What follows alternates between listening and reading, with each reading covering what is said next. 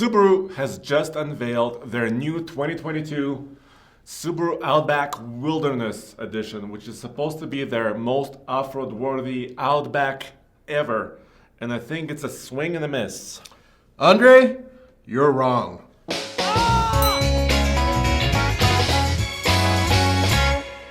All right, dude. Okay, let's have a discussion about this, okay? Absolutely. Because, well, let's tell everybody what it is, actually. Right. So, all the elements of it, and then I'll tell you why it's a swing and a miss. go for it.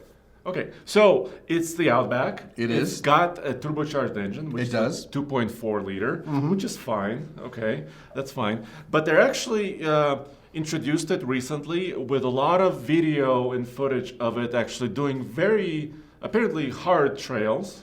Okay. Imogene Pass. What appears to be Imogen Pass, Yeah. because they have the overlook.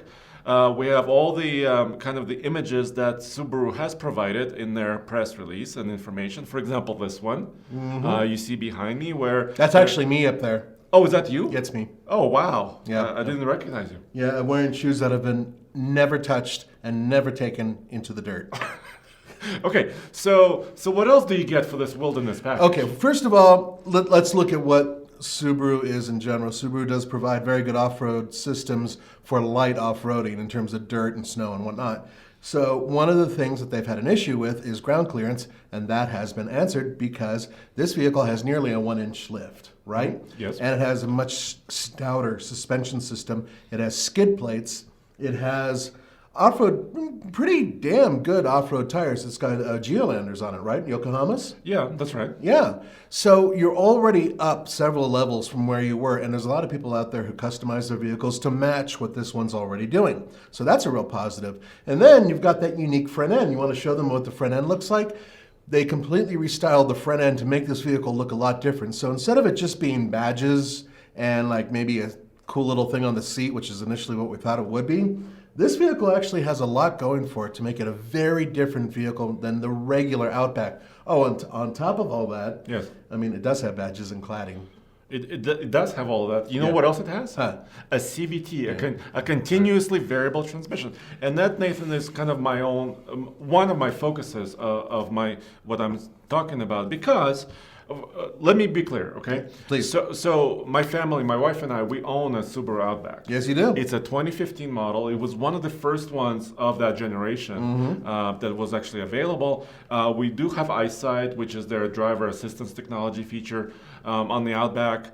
And I've owned it. We've owned it. My wife has been driving it to work and back. We have 103,000 miles on ours. And from what I remember, I mean, not a lot of problems, right? Not a lot of problems. We had some window switches, electrical problems. Right. That were kind of a warranty But what about the issue. drivetrain and all that? So far, it's pretty solid. It's been getting decent fuel economy as it should, but the engine eats oil.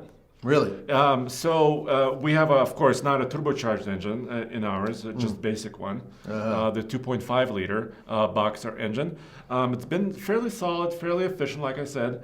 But every about 2 months, I have to add almost a full quart of oil to it. We've taken it to the dealer several different times, and doing maintenance and doing all this stuff. And basically, the answer I'm getting is that it's kind of normal. Just let it be.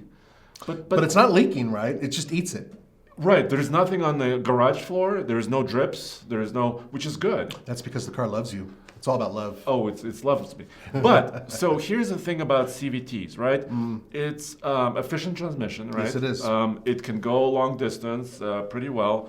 Of course, people say it's not very reliable, but mine has been. Yeah. But off-road. So here's my issue. The Outback is already a very outdoorsy name, Yeah. right? It's the Australian Outback. You're going far and wide off-road. Now they're putting the wilderness badge on it. Really should be really macho. But when the CVT encounters an obstacle, what does it usually do? Well, it tends to cut power going to the wheels in order to save the CVT.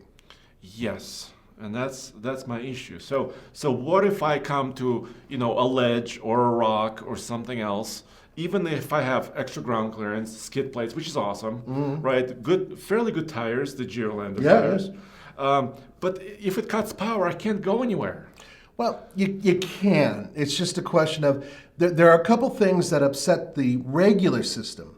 When you get to a rock, as an example, and this is something we have experience with, or a big ditch, you put your tire right up to it and then you are accelerating. Unlike a conventional transmission, it doesn't like the resistance that it's feeling, and when it feels that resistance, it's cutting power going to all the wheels. Now, if you hit it with a little bit of momentum, you can usually bounce up and over and keep on going. I've learned that momentum works with CVTs in the rough.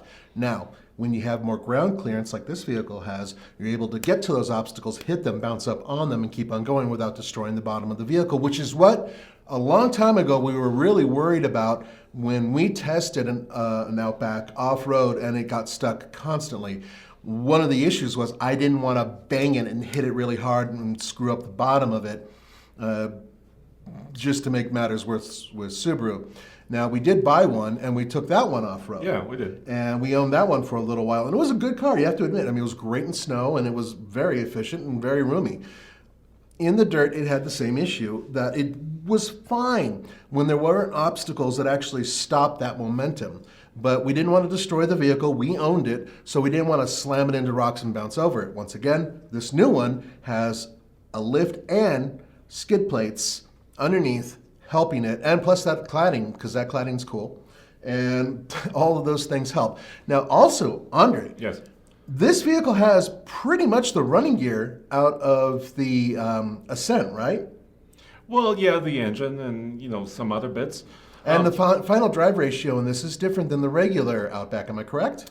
Yes. So let's look at the numbers, right? You know me, I love numbers. You love numbers. So they are saying the gearing is a little bit lower. Mm-hmm. So what does that give you? It gives you a little bit more control at slower speeds, right? Right, which is what you need off-road. Right. So they're saying the final drive is 4.44 to 1. Okay. Rather than like a 396 to 1, which is about like 10 to 15% Right, improvement. right, up to 15%, Yeah. roughly. So that's okay. All right. And then they said the X mode has been kind of Tweaked. adjusted. Yeah. The X mode is their feature, which is at slow speed. It kind of plays with traction control systems and just tries to help you out, right? We've tried it many times. We have, and the one thing that really drove me nuts about that system, and I know this is no, you're wrong, and I'm supposed to debate him, but one thing I think we'll agree on. So you triggered the system, and it should make things a lot better. Yes. And it doesn't always work the way we expect it to. And then our viewers are like, well, you didn't shut off traction control, you didn't swing a dead cat over your head, you didn't jump outside and yell to the sky, all these things that we didn't do. And the whole thing, I thought, with the X mode system is you hit the button and it makes the vehicle better in the rough without having to change the way traction control works, which, by the way, even if you shut traction control completely off, it does not completely shut off. It mostly shuts off. This vehicle, I have a feeling, with the tweaks that they've made, hopefully that means you hit the button and it will make that vehicle perform in whatever environment you've selected better. That's the assumption, and I think I might be right. But the thing here's the thing: we haven't driven it yet. No. So Subaru. So my whole point is, even the Outback that we own, my wife and I owns. By the way, she doesn't want to sell it. She really loves it. No, you're wrong. She wants to sell it. She wants you to buy her a BMW. No. It's a great car for the things you said. Yeah. Going skiing, going over snow and ice, and maybe some slush. Going on a light trail, maybe to a bike path or some sort of. And a you've done hiking all path. that stuff. We've done all of that stuff. We haven't towed with ours. This particular one, because of the turbocharged engine, 3,500? 3,500 pounds, Yeah. which is also pretty good even for a crossover.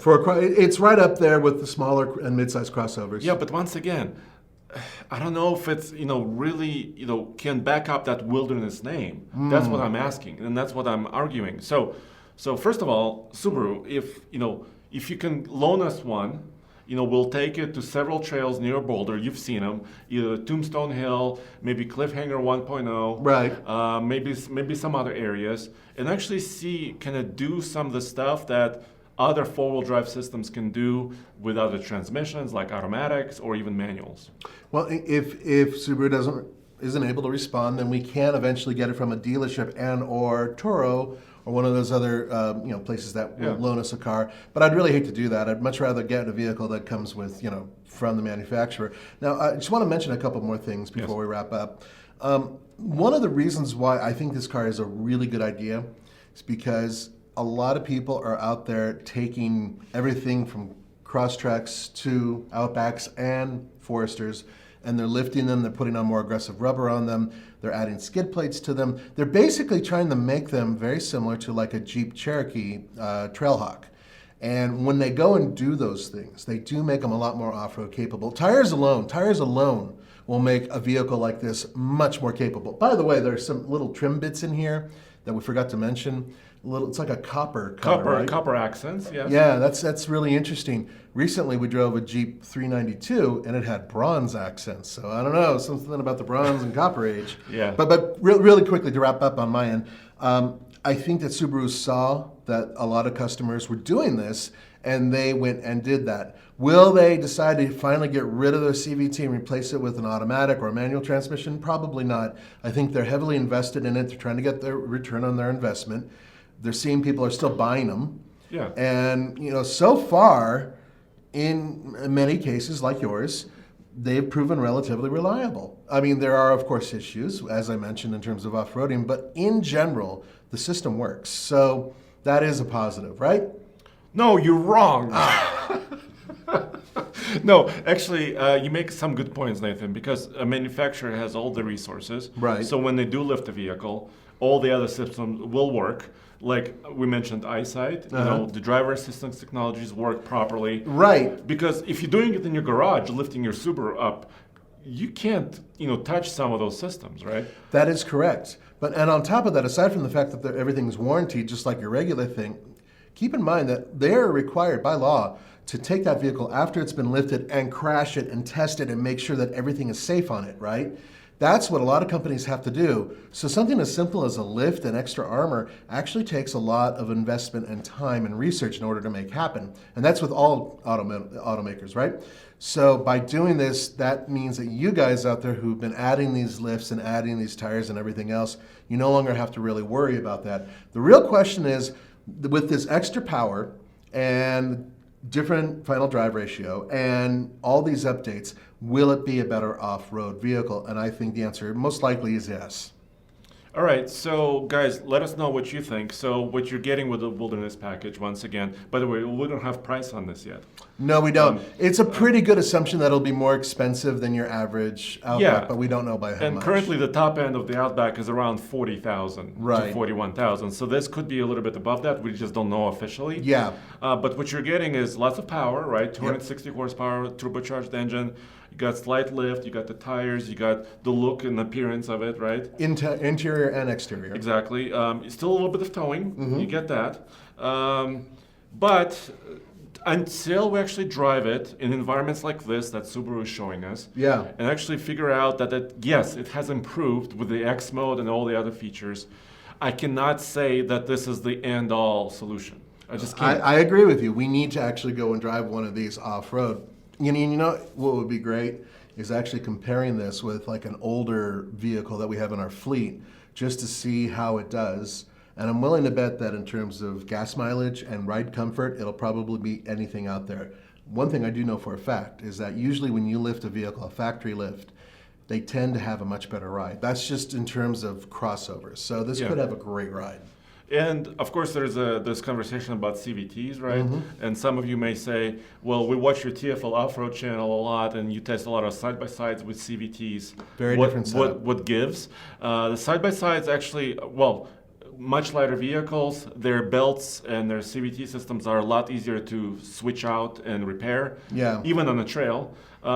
You cannot really repair probably one of the car transmissions. No, completely different belt, very, very different system. And the cool thing is nowadays, a lot of these CVTs that are equipped on side-by-sides we've been driving, if you burst a belt, if you overdo it, you can replace it very quickly, in some cases only within minutes.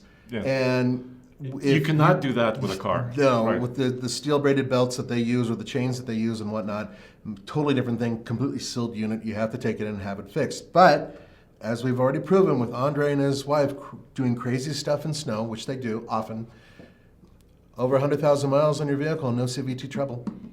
Right? Alrighty, there you have it, guys. Let us know what you think. And as always, follow this story on tflcar.com. Zach already has all that up there. Right. And of course, tfloffroad.com, where we play in the dirt.